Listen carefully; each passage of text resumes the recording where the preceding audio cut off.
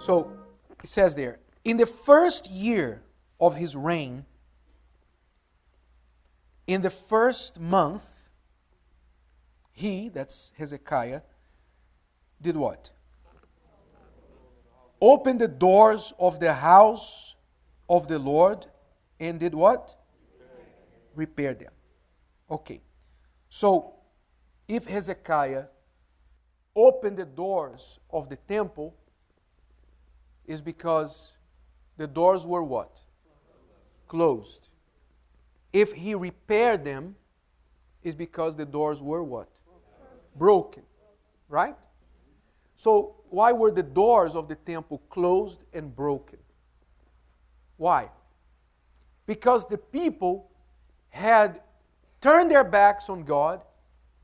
They had ceased worshiping God, going to the temple, and everyone was going about their own life, serving God their own way, building altars in their houses, crafting gods out of wood and stone, worshiping those gods that they liked better, sacrificing to those gods, and therefore abandoning the temple, the worship to God, the way that God required it.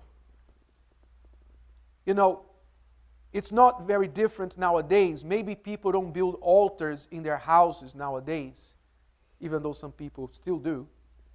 But it's not different today in the sense that many people want to worship God their own way.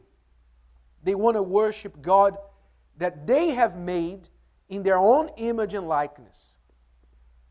Right? Many people make God in their own image and likeness. We know that God made us in His image and likeness, but many people want to make God in their image and likeness. In other words, a God who approves of everything they approve of. A God who doesn't disagree with them. Right? A God who follows their principles, who follows their mind, their ideas, their wishes, so they don't feel like they have to change. Right?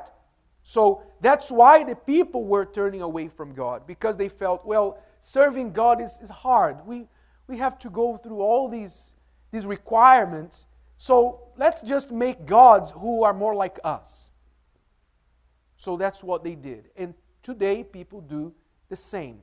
They want a God who can approve of their greed, for example. A God who can approve of their lying. A God who can approve of their living in fornication. A God who can approve of their deceitful ways. A God who can approve of them not having to pray, not having to go to His house, not having to sacrifice for Him. A God who comes to them rather than a God who needs them to come to Him. Right? So, a lot of people, most people in the world, serve God that way. A God they have created in their own image and likeness.